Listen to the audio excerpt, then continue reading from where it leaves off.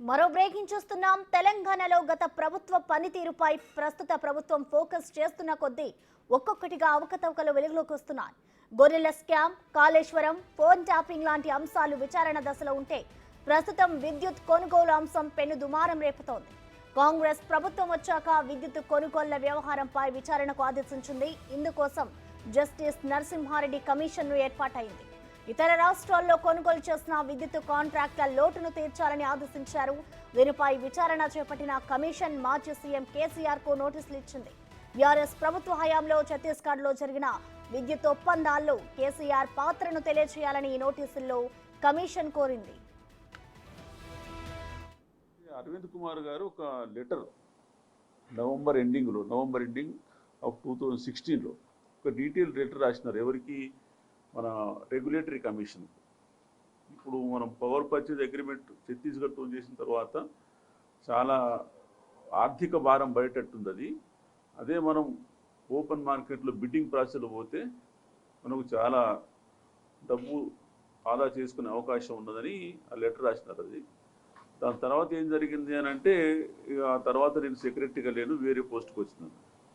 తర్వాత పరిణామాల కోసం మేమంతా ఫైల్స్ అన్ని చూస్తున్నాము, ఎవరెవరు ఏం చేసింది అన్నది. ఈఆర్సీ నుంచి కూడా మనకు ఆర్డర్ చూస్తే ఈ ఇంత డీటెయిల్ లెటర్ అంటే 30/11/2016 లెటర్ను పరిగణనలో తీసుకొని ఏం చేసింది లేదు. ఆ మధ్యన ఒక ఇంటరిమ్ ఆర్డర్ పాస్ చేసినాను. వాళ్ళు ఏమనంటే, మీరు పీపీఏ పవర్ పర్చేజ్ అగ్రిమెంట్ కింద ఓన్లీ ఛత్తీస్గఢ్ రెగ్యులేటరీ కమిషన్కి అధికారం ఇచ్చినారు. అది మామూలుగా అయితే 2 రాష్ట్రాలు ఉన్నప్పుడు సెంట్రల్ కేంద్ర రెగ్యులేటరీ కమిషన్కు అధికారం ఇవ్వాలి, దానికే అధికారం ఉంటుంది. కానీ 2 రాష్ట్రాలు ఒప్పుకొని ఓన్లీ ఛత్తీస్గఢ్ ఇచ్చినారు.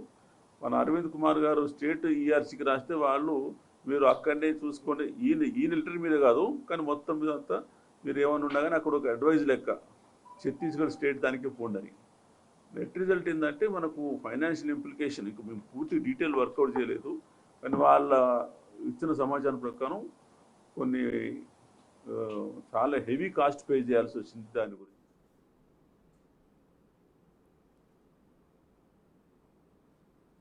ఇక విద్యుత్ కొనుగోలు అంశం విచారణలో కమిషన్ దూకుడు పెంచింది. ఇప్పటికే తెలంగాణ జెన్కో ట్రాన్స్కో మాజీ chairman, managing director D Prabhakar Rao, మాజీ ప్రత్యేక ప్రధాన కార్యదర్శి సురేష్ చందాలను కమిషన్ విచారించింది. ఎస్కే జోషి, అరవింద్ కుమార్లను వీడియో కాన్ఫరెన్స్ ద్వారా విచారించింది కమిషన్. ఈ అంశంలో కేసీఆర్తో పాటు మాజీ విద్యుత్ శాఖ కార్యదర్శులు, ప్రిన్సిపల్ సెక్రటరీలుగా పనిచేసిన అరవింద్ కుమార్, ఎస్కే జోషి, సురేష్ చందా, అజయ్ మిశ్రా సహా 25 మందికి కమిషన్ నోటీసులు ఇచ్చింది.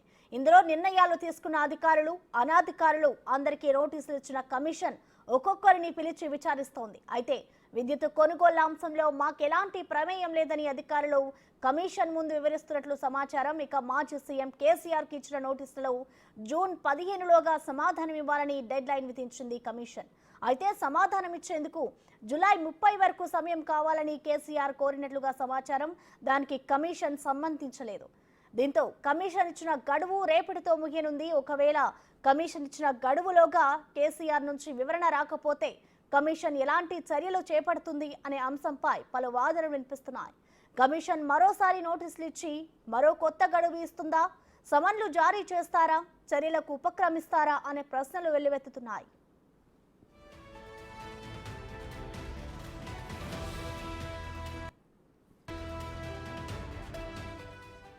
ఇక విచారణపై విద్యుత్ commission chief justice L Narasimha Reddy కీలక వ్యాఖ్యలు చేశారు. 3 అంశాలపై విచారణ కొనసాగుతోందన్నారు. ఛత్తీస్గఢ్, భద్రాద్రి, యాదాద్రి థర్మల్ ప్లాంట్స్ పై విచారణ కొనసాగుతుందని తెలిపారు. టెండర్ల ప్రక్రియ లేకుండా ఒప్పందాలు జరిగాయన్నారు. 25 మందికి నోటీసులు ఇచ్చామన్నారు. మాజీ సీఎం కేసీఆర్ మాత్రం ఇంకా సమాధానం ఇవ్వలేదని చెప్పుకొచ్చారు. మాజీ సీఎండీ, ఇప్పుడున్న సీఎండీతో సమావేశం జరిపామన్నారు నరసింహారెడ్డి.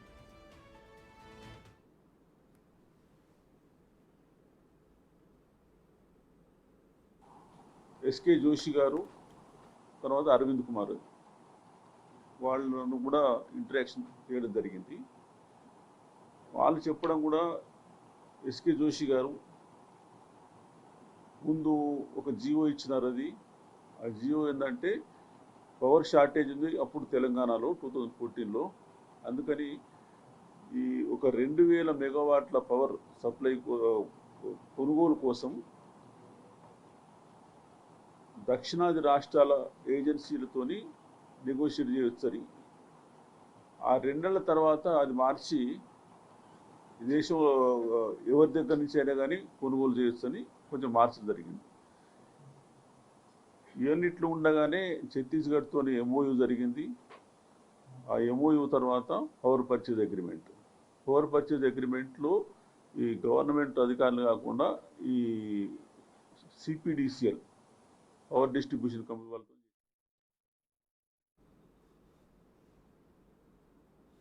ఇప్పటికే కేసీఆర్ కూతురు కవిత లిక్కర్ స్కామ్ లో జైల్లో ఉన్నారు. రాష్ట్రంలో ఫోన్ ట్యాపింగ్ విచారణ కొనసాగుతోంది. మరోపక్క కాళేశ్వరంపై విచారణ దూకుడుగా కొనసాగుతోంది. ఈ ప్రాజెక్ట్ అవకతవకలపై కూడా కేసీఆర్ కు నోటీసులు ఇచ్చేందుకు అధికారులు రెడీ అవుతున్నట్లుగా ప్రచారం జరుగుతోంది. ఈ నేపథ్యంలో తాజాగా పవర్ కమిషన్ కేసీఆర్ కు నోటీసులు ఇవ్వడంతో బీఆర్ఎస్ అష్టదిగ్బంధనమైనట్టే కనిపిస్తోంది. ఆ పార్టీ కష్టాలు ఇప్పటింతలో తీరేలా లేవని చెప్పొచ్చు.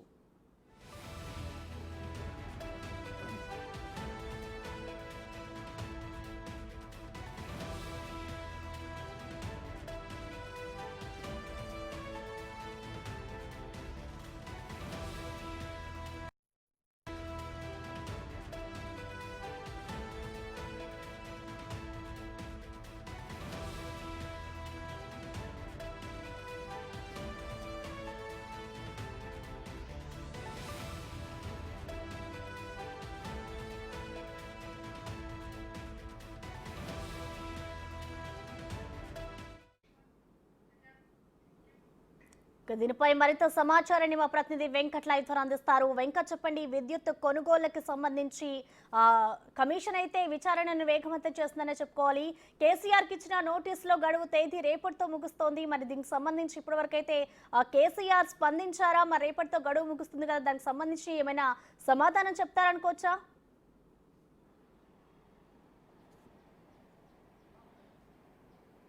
ఇప్పటికే ఏదైతే విద్యుత్తుకు సంబంధించిన అంశంలో ఇటు కొనుగోలు అంశం, ఛత్తీస్గఢ్తో కొనుగోలు అంశం కావచ్చు, యాదాద్రి భద్రాద్రి థర్మల్ పవర్ ప్రాజెక్టులలో జరిగినటువంటి అవకతవకల్లో ఇప్పటికే కమిషన్ దాదాపు 40 రోజుల పాటు పైగానే విచారణ కొనసాగిస్తుంది. అందులో భాగంగానే అందులో ఇన్వాల్వ్ ఉన్నటువంటి దాదాపు 25 మందికి పైగా అధికారులకు నోటీసులు జారీ చేసింది.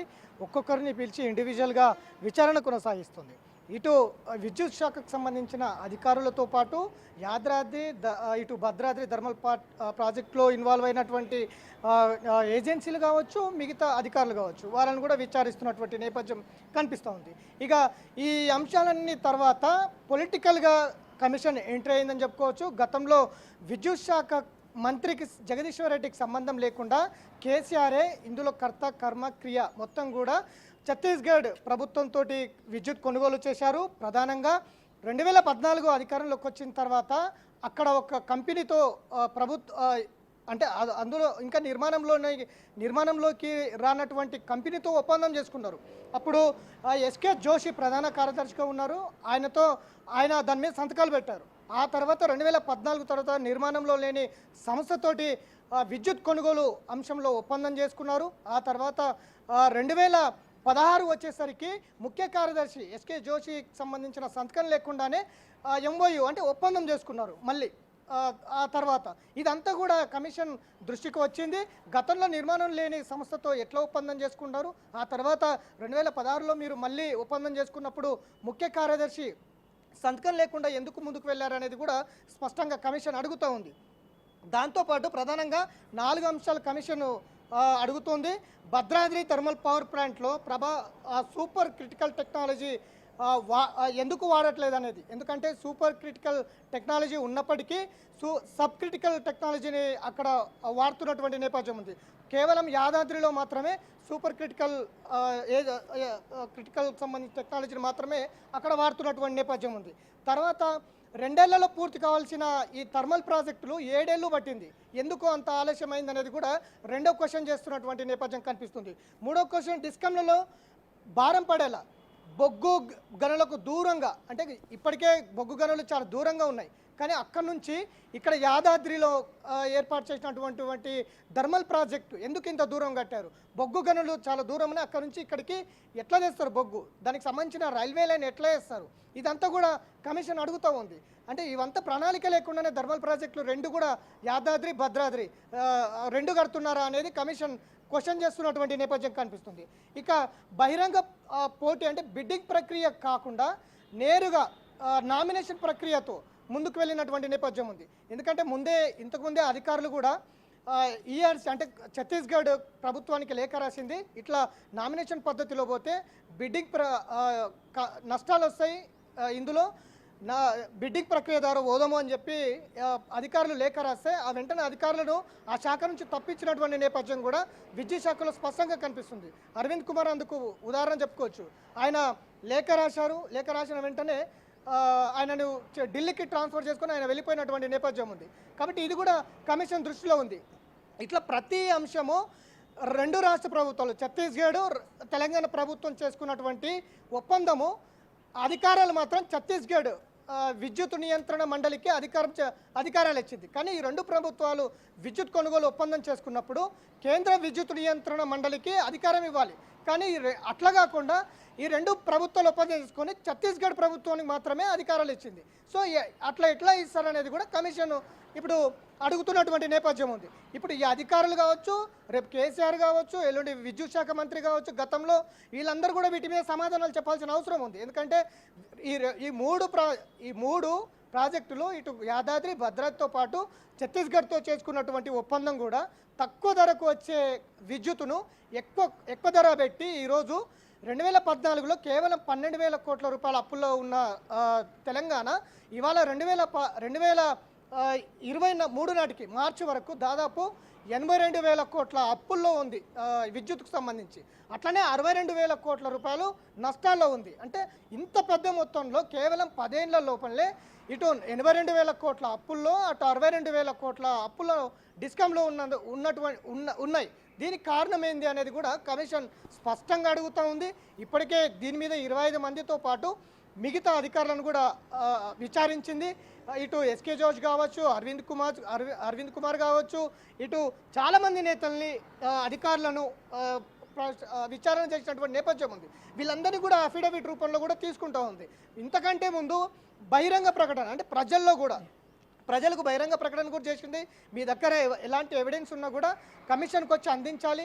థర్మల్ ప్రాజెక్టులు రెండు యాదాద్రి భద్రాద్రికి సంబంధించిన ఏవైనా ఎవిడెన్స్ ఉన్నా కూడా కమిషన్కి వచ్చి అందించాలి. అట్లనే విద్యుత్ కొనుగోలు ఒప్పందంలో జరిగినటువంటి అవకతవకలకు సంబంధించిన ఎవిడెన్స్ ఏమైనా ఉన్నా మా దగ్గరకు తీసుకురావాలంటూ కూడా ఇప్పటికే కమిషన్ ప్రజల నుంచి ఫిర్యాదులు సేకరించి ఉంది. వాటి మీద కూడా దృష్టి పెట్టింది.